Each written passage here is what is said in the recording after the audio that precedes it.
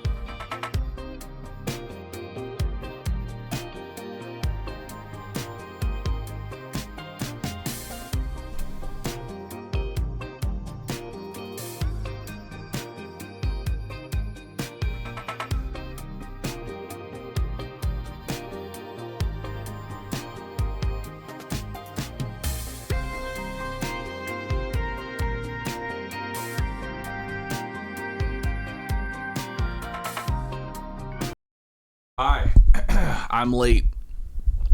Good morning. We're kind of just dropping right into it. Hello. We're kind of just dropping right into it, chat. You tried to harvest from. I may or may not have forgotten the starting time for the sponsored segment, so prepare yourselves on the player. Like for in this. this case, we see here the spice starts to affect the player. In this case, you might want to bring yourself to safety. Make sure you're not like exposed to a potential sandstorm. But that's for a later point in time. What here will happen. Yeah, now we're talking about NPC bases. So what we're taking a look at here, chat, is the Dune Awakening, basically little MMO. Of these camps throughout the world. So we're going to be looking at this for the next hour or so to start off our stream. Kind of an awkward start for today's stream, I admit, but I'm sorry. Combination with the Shigawire clone suspense. Yeah, exactly. That's the plan, Sin. In order to get quicker from A to B and climb up That's the faster plan. and approach the village in a certain way.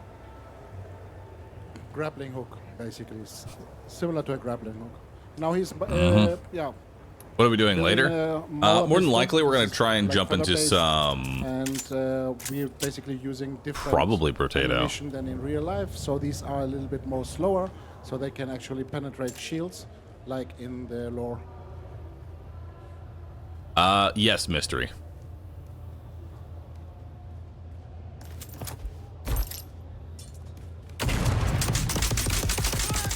And different hit points or like hit areas are important, like shooting at the head or the legs or whatever area. Of course, he's aiming always for the head to kill the enemies faster. A lot of headshots. Like for the purpose of this presentation, we have chosen a little bit of a no, I haven't, Hammond. So we can actually comment on this. We support controller, mouse, and keyboard, but of course, an experienced player can go through this like very, very fast. And there's a combination of both, and you can really, really traverse throughout the battlefield really quickly. Heal yourself, brother.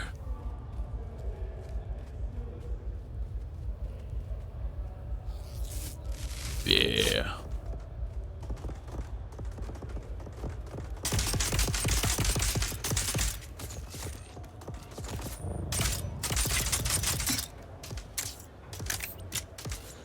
then all these abilities together give like a very nice dynamic in the battlefield. And the very well-known hand grenade to finish up. And enemies, of course, also have different archetypes, and this type is one's like melee. I think that's the plan, Lulu. We're going to start off by watching this sponsored segment, and then after that, we're probably going to be checking out Brotato. To a different character. The Brotato update. That's the plan, anyway. So obviously, he's a melee character, and he is wearing a sword and doing heavy damage. Melee seems a lot better.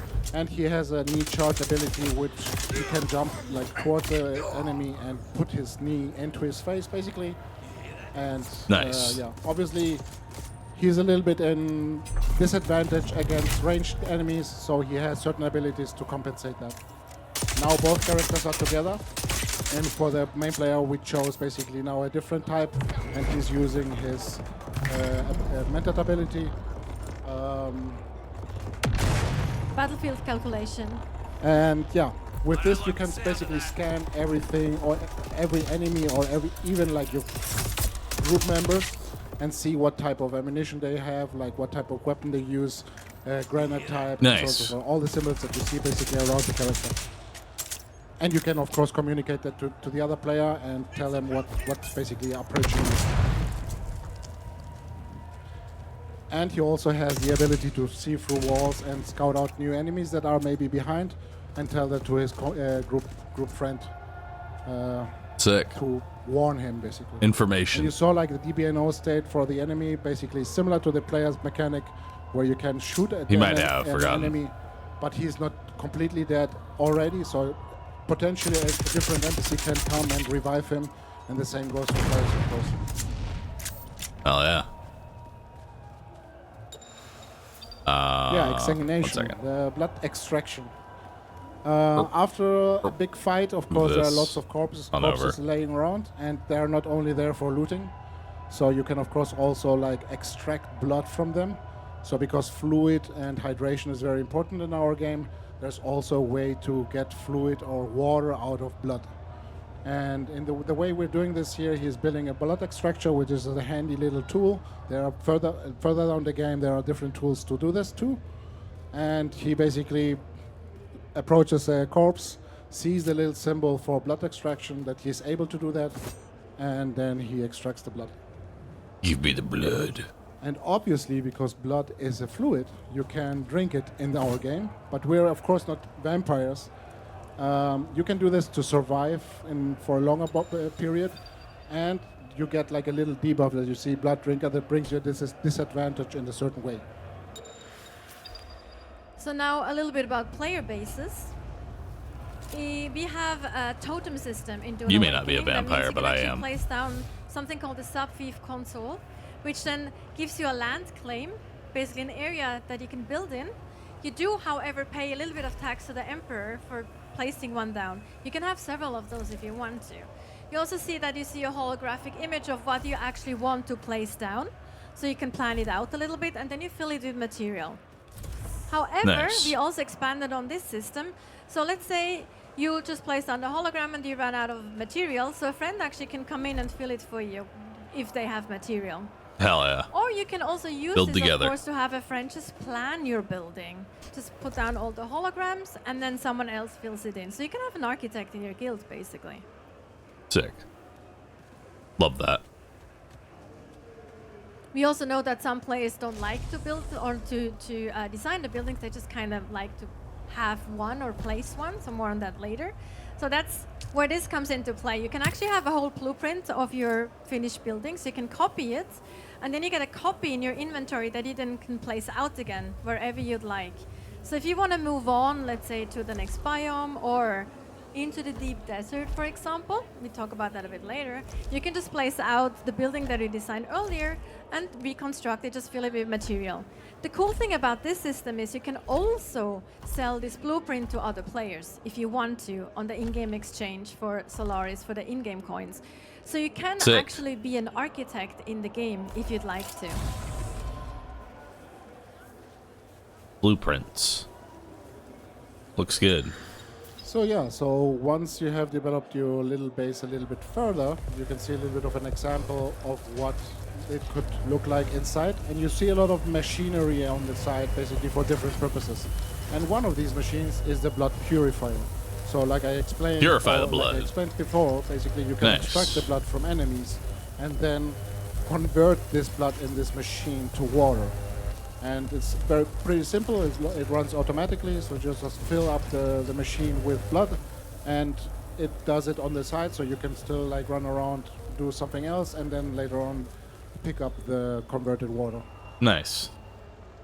And now to the very important section for me, actually, is like how to build a vehicle. So this is one of the first vehicles that the players get access to. This is the sand bike. And there are different ways of getting your hands on a bike, but in this specific case, we're showing it throughout the blueprint or like schematic. And you see all the parts on the left side that are part of this bike, and you need all these in order to assemble a whole bike. And on the right side, you see basically the waiting line, where you can get several modules built at the same time, and they are just basically worked through.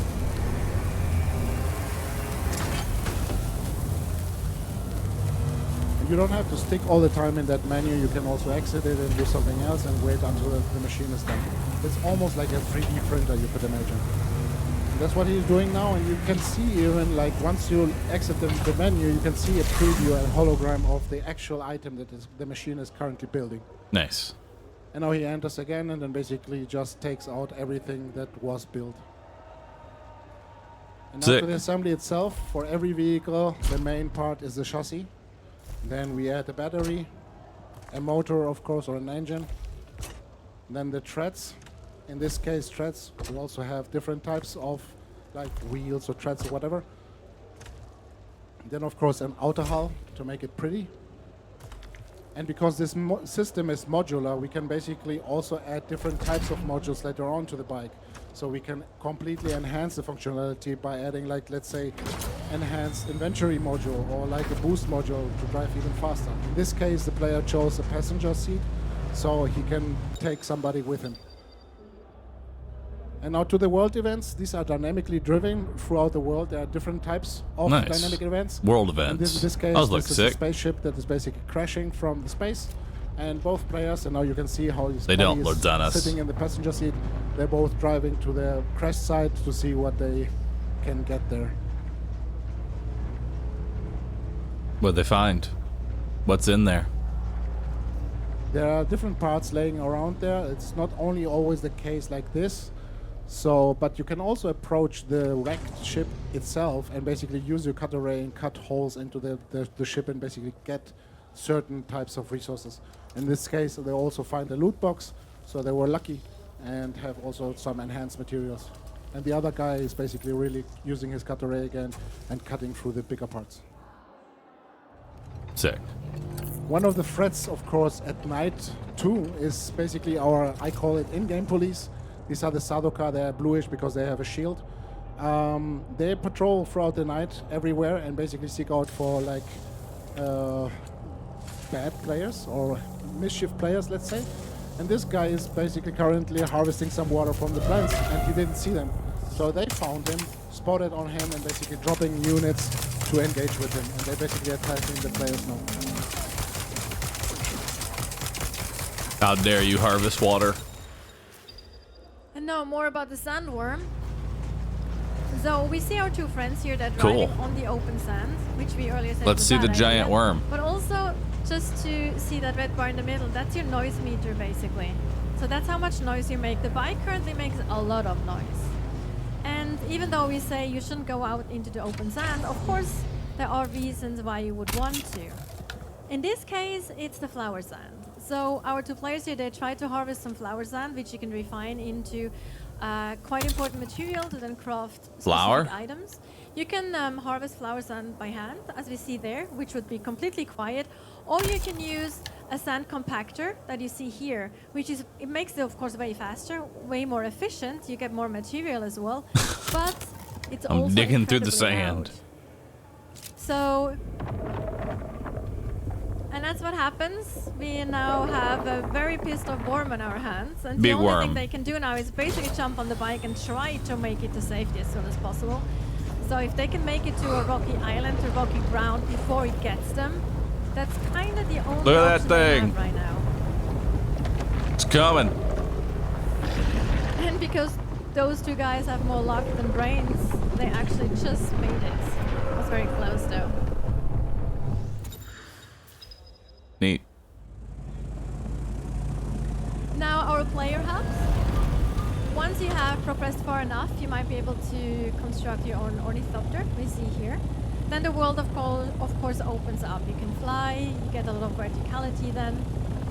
And to leave this map here that we are in, Haga Basin, you actually fly to the edge and then you get into the overland map that we see here. More or less, If you load of in areas. the middle, you drive it on this map, you have water and gas that you need to take care of, that you have to have enough of to actually travel around. And you also see all the other little points here. Those are all other players that are also traveling on the map. This is kind There of can cool. be hundreds of players that are also traveling. And we are gonna visit Harco Village here, which is a player hub. Harco Village is controlled by the Harkonnen. And this is where you can meet up with many other players. You can, from other servers too. You can group up, you can create the guild, you can talk to NPCs, you can drive the story forward, you can learn new abilities from your trainers. Welcome back. You can pick up contracts as well. We also have dynamic events here, so they change kind of depending on what time of the day it is that you're They actually let you visiting live. those areas. That is interesting. You can also bank your Solaris. You can do them, visit the in-game exchange to trade or sell from other players. And then last but not least, you can also pledge your allegiance to one of the factions. In this case, it would be the Harkonnen. If you want to do that, you don't have to, but you can. It does have, of course, precautions. Yeah, now to our testing stations, or also Ecolabs. So these are, you can imagine, basically from other games like dungeons, where the players can engage, go into, explore, and find some interesting items, loot, whatever.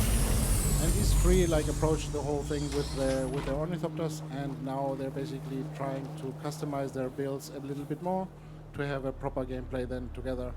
And this is one of our many skill trees that we have, and they are choosing basically the correct abilities now in order to engage into the testing area. So Nice. there are 3 main abilities that you can use and 3 passive ones that you can see here. You can slot them in at any time and change them up at any time, and that's what they're doing now. Put in those And now abilities. they're jumping with their suspensor belts into the testing station. Nice little The important dungeons to for run us is into. that it's not only a linear corridor where you just have to fight through. All these testing stations have a little bit of a story, they have a little bit of combat, and they also have a little bit of exploration. So there are almost like labyrinths where you have to really work together. You can also visit these as a solo player, of course. They're quite challenging, and at the end you don't know, and we can't reveal right now what you may find. But of course also some nice loot. And Nice loot. there's different abilities and weapons that you can see are combined. Here's a shield wall that the player plays, and you can actually shoot with the flamethrower through it. Just runs into the wall. And now you can see actually how much more vivid the whole combat is, and how much faster the whole thing is. It can become even more. And the blue NPCs that you see, they have a shield, so you have to select the right type of weapon in order to surpass that. And of Nice. course, like in any kind of nice dungeon, you want some proper loot, and that's what they find here. You showed off the loot. And now a little bit of a taste of the spice hunt in the deep desert. That's in the deep desert. That's one of the huge spice blows that you can see. Those can be seen from miles away. This is basically where you then fight over spice, which is of course the most valuable resource in the game for several reasons. So we see here a guild, or 2 guilds basically fighting each other over the spice. And if you're smart, and if you're very good at planning, and you have a proper strategy and tactic, you might even be able to turn Arrakis itself into a weapon against your enemy. Big worm. And those are the big ones. Cool. Yes, so that was our gameplay presentation. We do have a few minutes for questions. If someone has some questions, we can address those.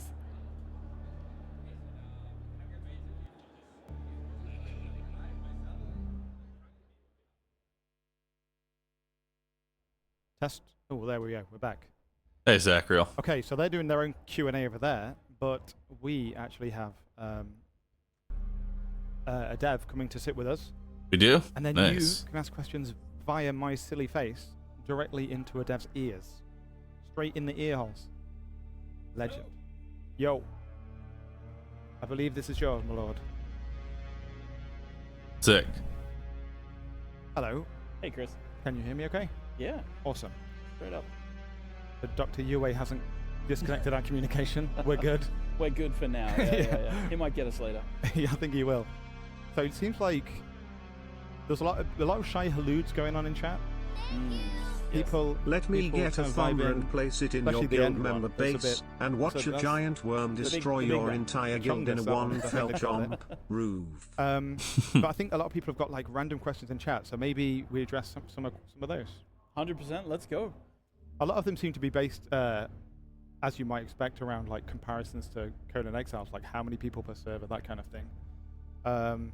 So we'll go with the how many people per server or instance or region, and then I'll read chat and find more questions. Sure. So like the starting region, the Hager Basin, it's like minimum 40, depending on server optimization.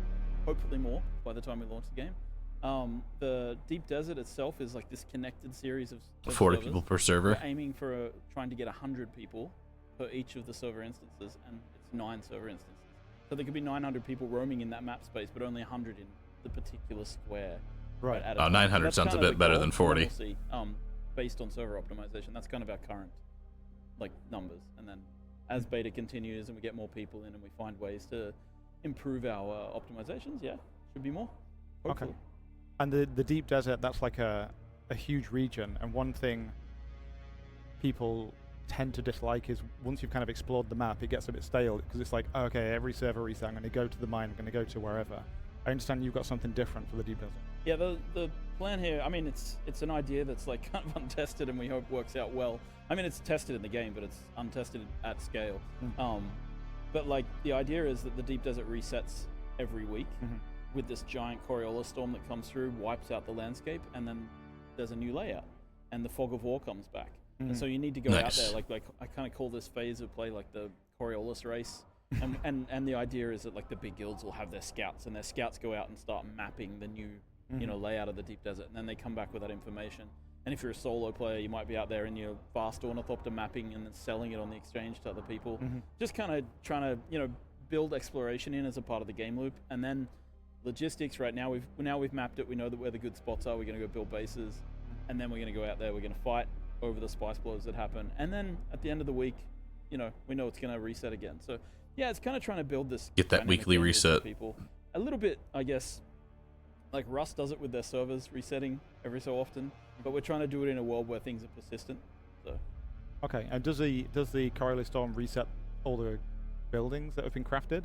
So you're kind of building like temporary outposts just to be able to leverage the area of the Deep Desert you're in, but you know full well it's going to get wiped. Yeah, so I mean, in one of the things that I learned, I think, watching the way people did PvP in Conan was that like they built up these giant sandcastles and then people came and kicked them down, right? And it kind of frustrated them a lot. So the Deep Desert is designed to be this place where like you kind of know that it's like going to Vegas and being like, well, I know if I bring $100, I'm going to lose $100. So you don't get too attached. You don't get too attached, and you kind of know what it's worth fighting for stuff out there.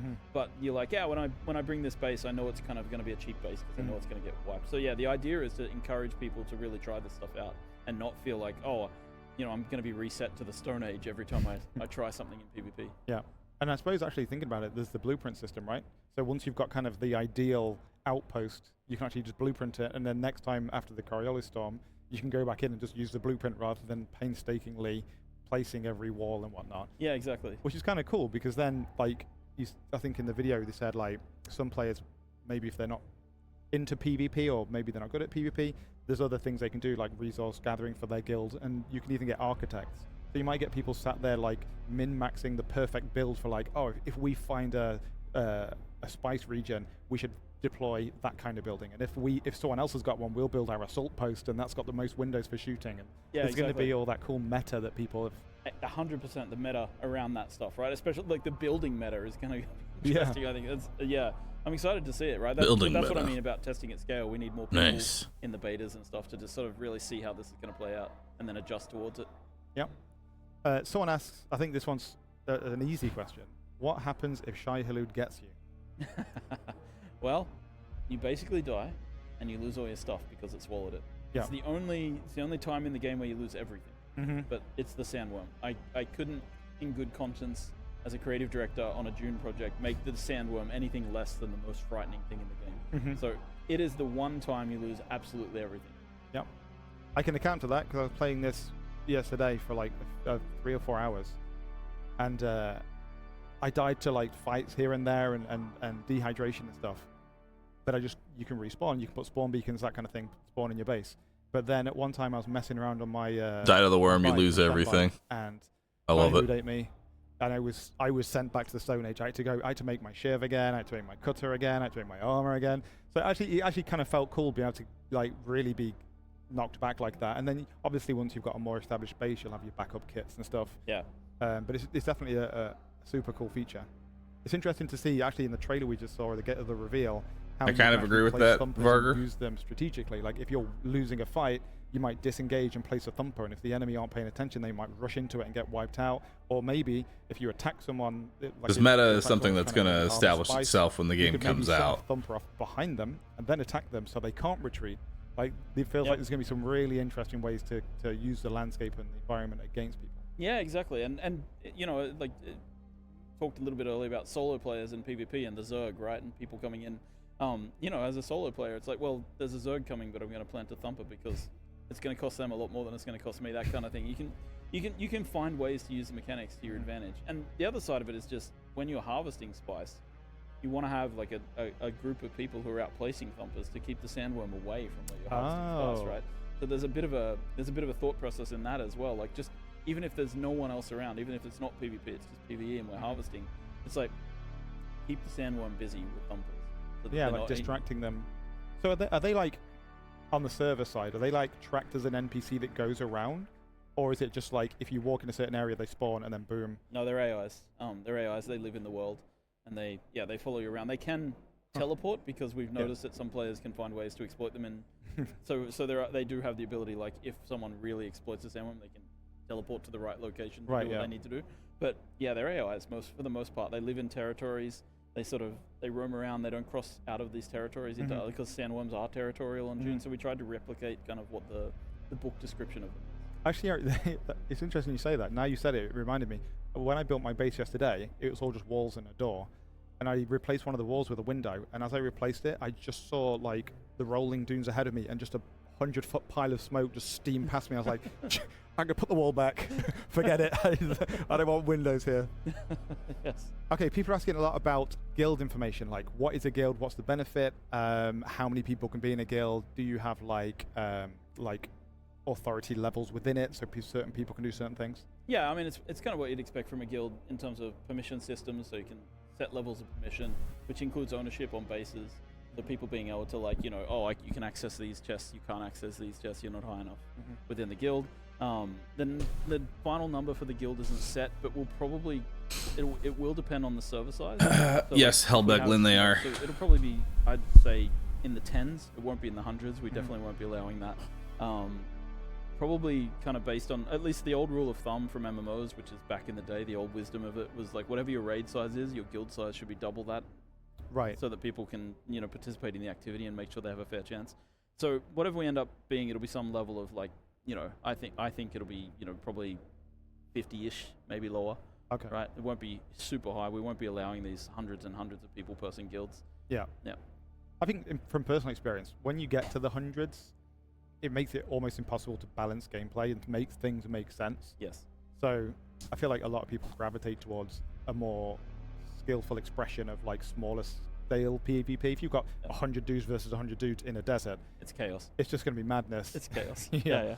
Exactly. I think the only winner there is going to be Shai Halud. Yeah, and guild activities, I didn't mention it, but like the harvesting we've been showing, those are kind of guild events, right? Like you want to go out and harvest with a group. You can do it solo, it's just less efficient, right? And then like we'll have like you can go and run sort of some of these harder ecology labs as well with a small group, things like that. But yeah, I think also the Landsrad, the political system, we haven't talked too much about, but like that's an option as well.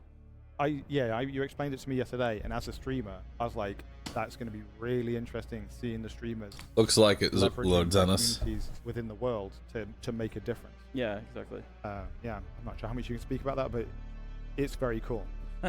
I mean, I don't know how well it'll come across when I just explain in words. I think we need visual aids, and probably, like, at some point we should do a stream and show it in action and how it's going to work. But essentially it's just, you want to win the votes of the different houses in the world so that they will vote for the thing that you're looking to have happen. And when that thing happens, it changes the server for everybody in a way. So, yeah. So, like, you could say, I'm going to pledge myself to this faction, and they will say, if I build 10 ornithopters or something, all the people that pledge to them will get a bonus for X amount of time. Yeah. So then everybody will be like out there looking at the different bonuses available and trying to rush the ones that are really good and kind of vying off each other. Yeah, and the Harkonnen or the Atreides will be like, we want to win this part of the Landsrad, so we need that vote. That house will say, well, in order for us to have this vote, we need you to deliver, 1,000, spice-infused weapons. And then it's like, okay, we got to do this as a mass crafting event. If you think about World of Warcraft, they had some really good world events which they used to unlock content. It's a little bit like that. It's kind of thinking about some of these ideas. Okay.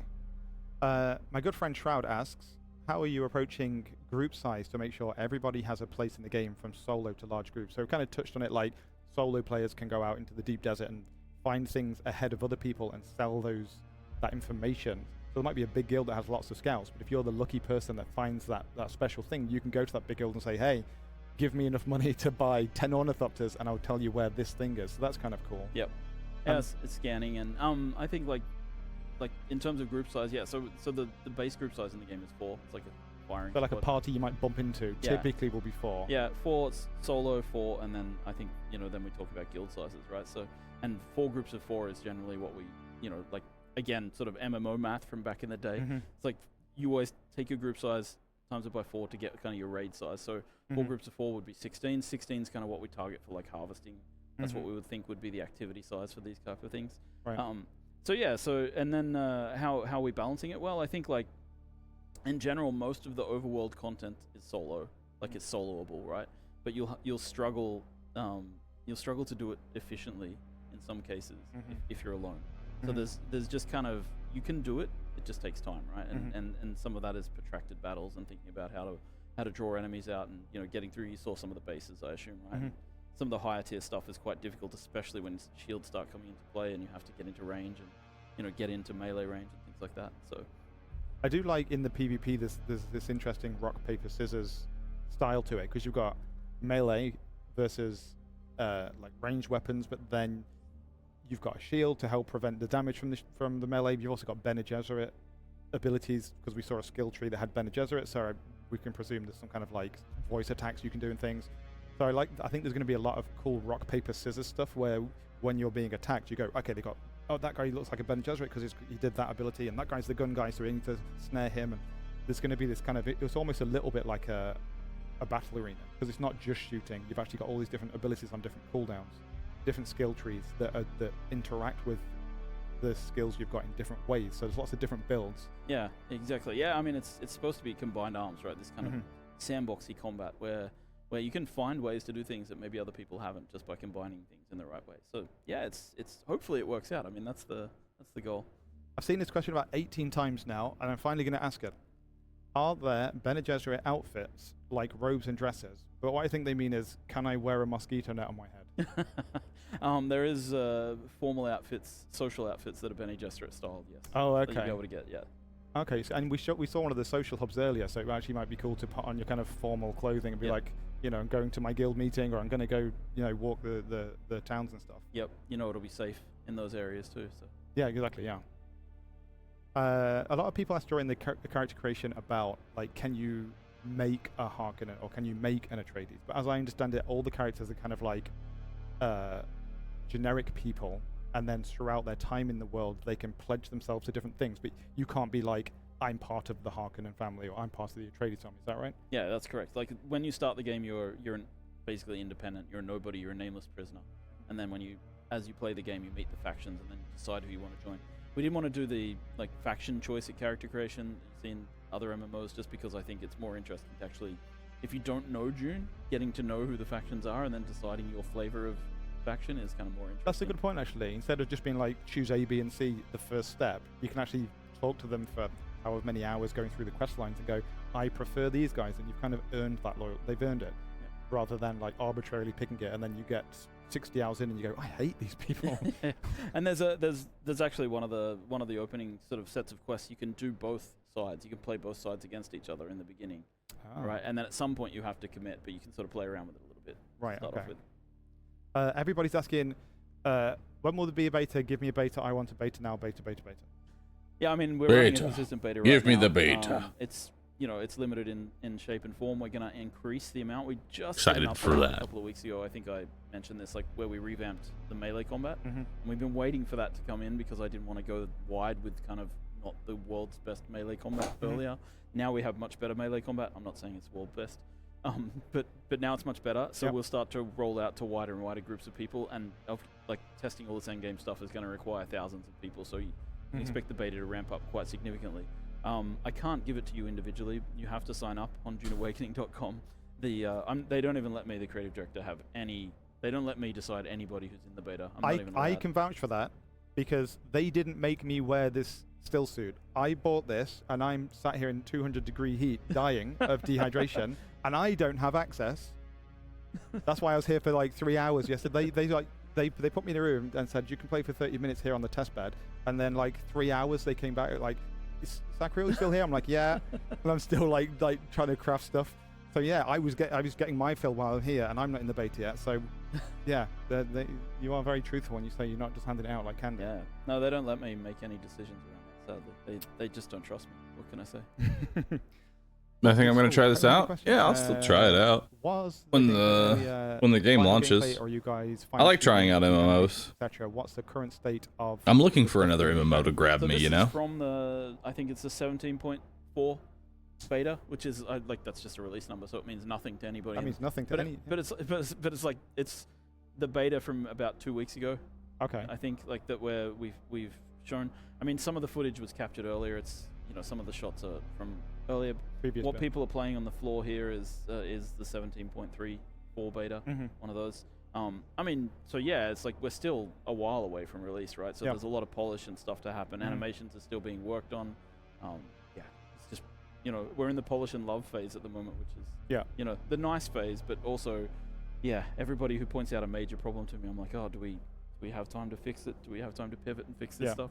So it's it's that phase of development.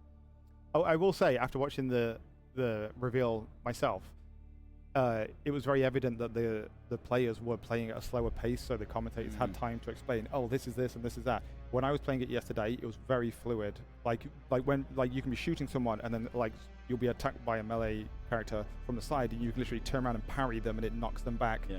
You can throw an anti-gravity grenade and jump through it and like slide through the air, and it's really fluid from what I played. Yeah, no, I was complaining as well. Like I think the demonstration, some of the melee combat, for example, the parries and things like that weren't there. So you just didn't see it. I think there's a riposte in the presentation. Yeah, and that's a Swordmaster ability, which is kind of like an uber parry because you get to do damage off the back. Uber parries. Yeah, but the actual deflection as well, I think, for the Swordmaster, so you can like deflect bullets for a short time. Yeah, so deflect darts. If your shield's down, you can like start deflecting. Yep. So there's lots of like snappy interactive aspects that weren't demonstrated there. So from my perspective, from what I played yesterday, that stuff's super exciting. And it's going to be cool. There's so many different trees. There's like, what is it, Mentat? Planetologist, Mentat, Bene Gesserit, Trooper, and Swordmaster, right? Yep. Exactly. And you can kind of build into each tree. Once you're high level, you can start to delve into different trees, right? So you can have a blended build. Yeah, you have 3 ability slots and 3 technique slots, and you can sort of blend between any of those trees once you've learned. You've got to find the trainers in the world. apart from the initial one you pick. But yeah, once you've learned, you can start blending things from all the trees together. All right. Someone asks, actually, that's an interesting one. I never thought of that. Is there a healer kind of ability or class, or is it like you can craft heal things and run up and heal your teammates? So can people be supportive, or is it mostly aggressive attacks? I'd have to go back and check the trees. We had a healer seeker, which was like a version of the hunter seeker, but you would fire a dart that would like numb people and heal them. I can't remember if that's still in or got removed, so I apologize. The idea would be that one day we would add the Sook Doctor as an archetype to the game. We don't have right now. And then the Sook Doctor archetype would have like more of a healer type archetype in it. That would be cool. Yeah. So the plan is to get there. Like it is going to be an online game, right? Staying alive for a while. We're going to keep adding to it. So I would like to add the healing archetype. It's not one of the core archetypes right now. There are some healing abilities, I think, but not that one. Someone asked a cool question a moment ago. Actually, they said, "Can I see a highliner?" And I think in the build I played, you can, and this blew my mind. I looked up at the sky and I was kind of looking at things, and I noticed like some little glimmery things, but it was daytime, and I was thinking, oh, I'm not sure what that is. And then one of the devs turned up the like simulation, so that it went from like day to night to day to night, and it was actually the highliner in orbit. But during the day, if you've ever seen the moon during the day, it's really faded, you can't really see it, and then at night it's like vivid. And it was a highliner. So when the sun went down and it became all auburn skied and everything went black in the sky, the massive highliner was there, and I was like, that is so cool. Yeah, all lit up. Yeah, it looks cool. Yeah, it looked really, really good. And spoiler alert, at the start of the game, you come out of that highliner. Exclusive. That's where we start off. Oh, is that where the Reverend Mother is up there? Yeah. Okay. Yeah, that's awesome. And I do like the world feels alive. Like, so we've seen multiple really. So we've got the highliner, then there's some other ship I saw floating around. I wasn't sure if it was a Sardaukar one or like a Caladan ship, but it's like a massive ship, and it had like a fleet of fighters like escorting it. And then you've got the Sardaukar like search ships going around scanning and dropping soldiers. So and you've got the worm going around. It really did feel like the world was alive. You got the Maldives bouncing around and stuff, which I did actually hit with a knife and felt really bad. But then you can take their water. I did take its water. Yeah, exactly. It served its purpose, I guess. Yeah, there was a lot of people angry with me that you can kill the Maldives, but you know. Someone asked, will there be proximity in chat? Yes, there's proximity chat. Yeah. Yeah, with all the appropriate filters and so forth. But yes, you can. I think. Oh, cool. I think you just. I can't remember which button it is. I think it's V right now for voice chat. Hold down V and you can talk to anyone within a certain radius. Right. Yep. Actually, that reminds me. You can maybe speak to the radio system. Hold down B chat. Yeah. Yeah, and you can talk to everyone in Twitch chat right now. And the CommuniNet system, you go in, like when you're in certain areas, you can choose radio channels. A little GTA Fallout 3 inspired, actually. Yeah. And then you can listen like to the Spice Harvester radio, or the Atreides propaganda channel, or the Harkonnen propaganda channel, and you kind of get radio shows and information about events that have happened in the world, and a little bit of the alt history that we've been building. So yeah, it's kind of fun, like building all that content and seeing how it works out. Will it reflect like in-game things? Would it be like a ship has crashed over here? If not, like the plan is to sort of reflect big events. And especially because we're going to be live, right, as a multiplayer game. The idea is like, oh, this happened. You know, the players did this, or this happened in the story, and then the next time we release an update, there'll be a little news snippet about that, right? Sacriel has died 100 times this week, like little newscasts. Brilliant. Yes, that would be fun. Is there any vehicle combat, or is vehicles just for transportation? No, vehicles have like weapons. So I think you saw actually maybe in the presentation, there's tank comes over. You can attach like rocket turrets to buggies. Ornithopters, you can attach like a las gun and a rocket turret. So there's also aerial combat. We actually had a really cool event. Salute to the beta players, anyone who's watching. They crafted a bunch of ornithopters and went into the deep desert and had this sort of ornithopter aerial battle. Fight. Yeah. And they were just testing and stressing the servers a bit and so I don't know. Anyone who's in the beta will understand this reference, but I have to say a woo to you all. A woo to you all. So yeah, that's an in-joke. Yeah, it's become a meme. I don't know why. Is that like the Marines have hooah? Yeah, is a woo like a?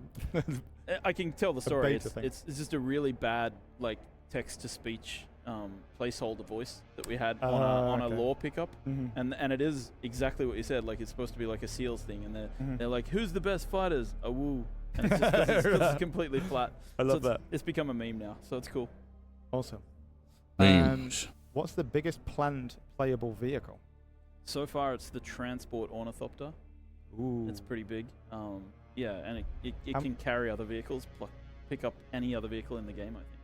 Oh, so you could maybe pick up a tank and then like, oh, they're harvesting some spice and drop the tank off, then deploy the troops. Yep. Fly around for recon. Yep, that's how you get like out on the sand without bringing the sandworm immediately. You carry your sand crawlers out under the transport ornithopter and then drop them off, right? And and then the transport ornithopter has to kind of hover around to pick up so that you don't lose things to the worm. So yeah.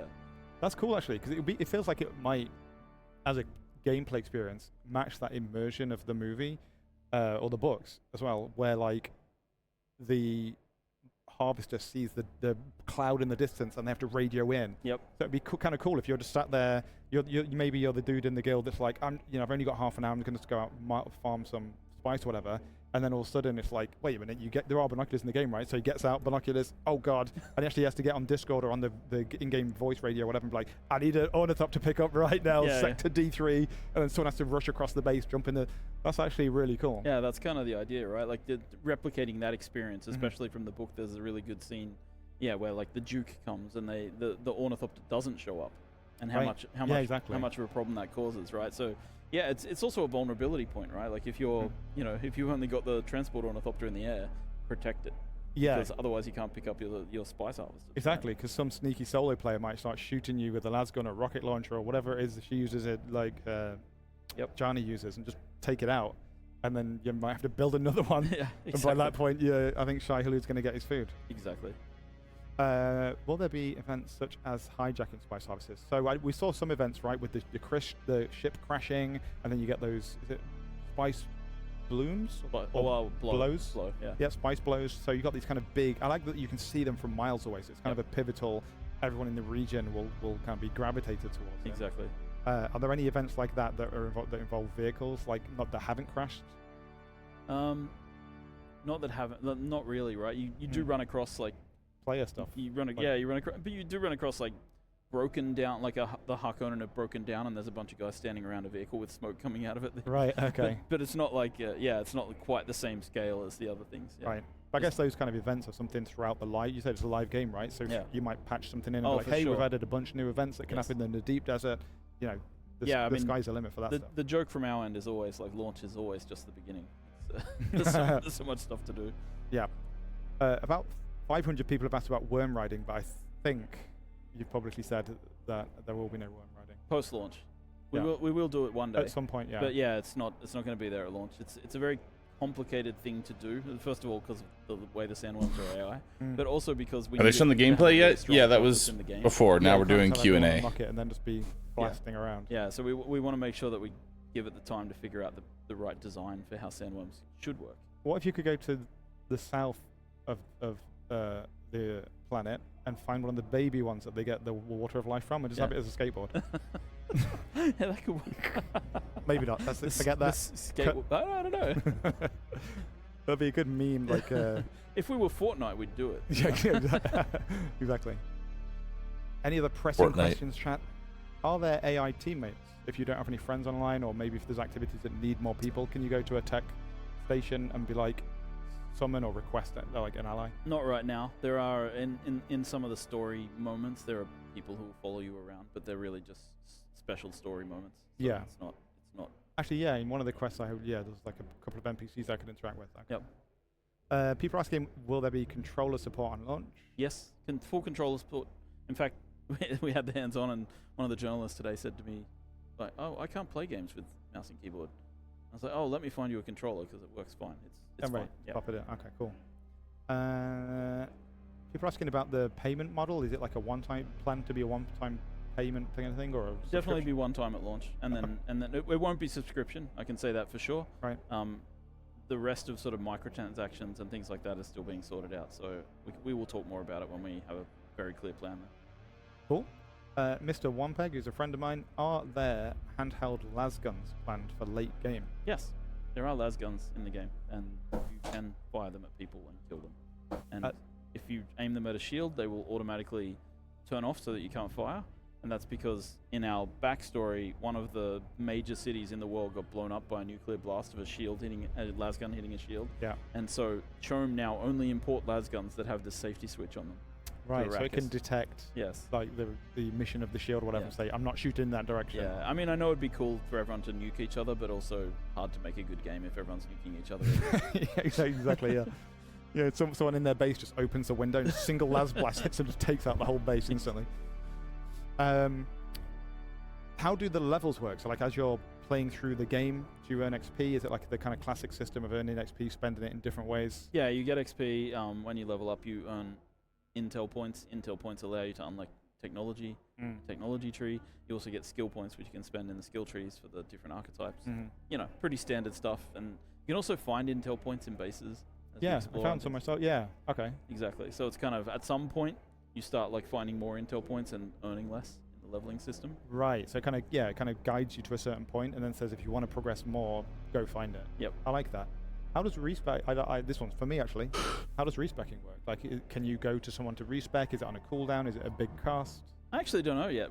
Right now it's just a button you push in the menu if you want to respec for free. But that's kind of a beta thing. We haven't actually sorted out. I imagine it'll be a spice cost. Probably that's what we'll do. We'll make it it'll cost an increasing amount of spice to keep respecing. Right. Yeah. Okay. Cool. Well, I think we have gone slightly over our allotted 30 minutes.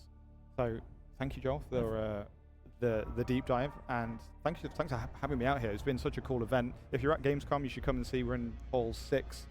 The booth looks like literally this. This is outside, and it's just going to be a row of people taking pictures of it. I've been out there, and literally every 5 seconds there's someone taking pictures. It's a really, really cool booth. So come and check it out.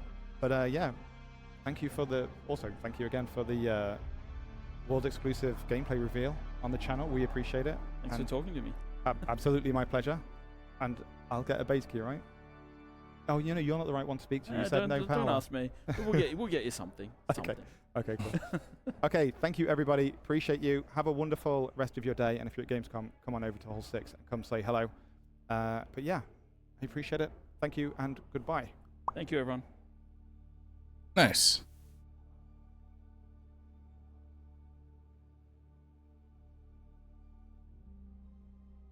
Cool. That was a nice little look at that. I mean, I'll try it out. Once it launches, I'll try it out, dude. I'll give it a shot. Definitely in its early development right now, so we'll see how it improves, you know?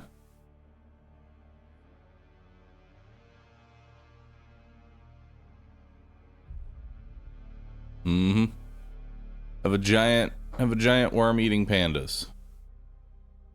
Sounds good. Sounds good, dude. Hell yeah.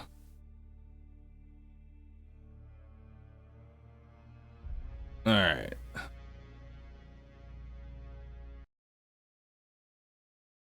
We'll move that over.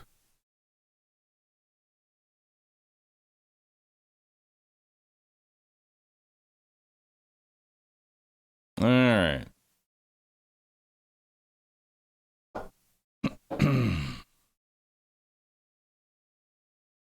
All right, chat. Now where are we at?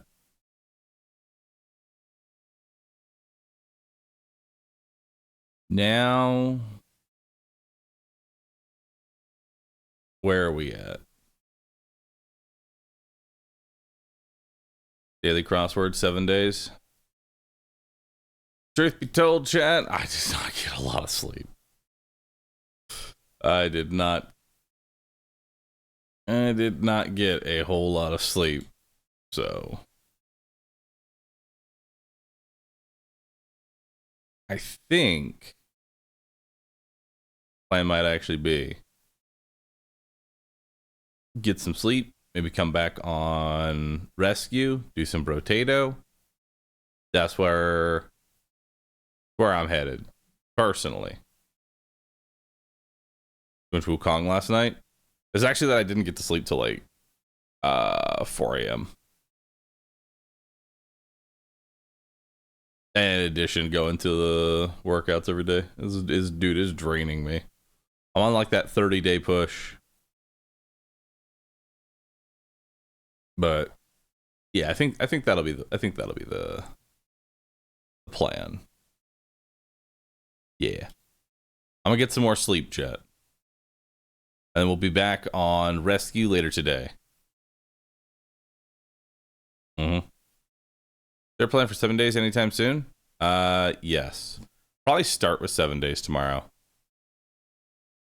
Yeah?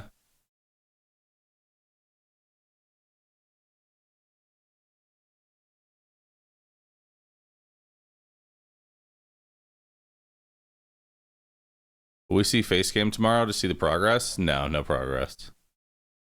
Yeah. We done with Monkey Game? No, I feel like 7 days tomorrow.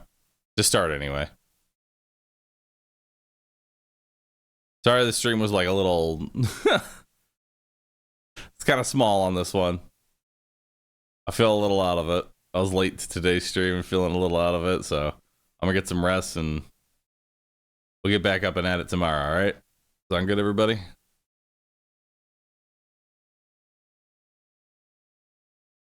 Sounds good.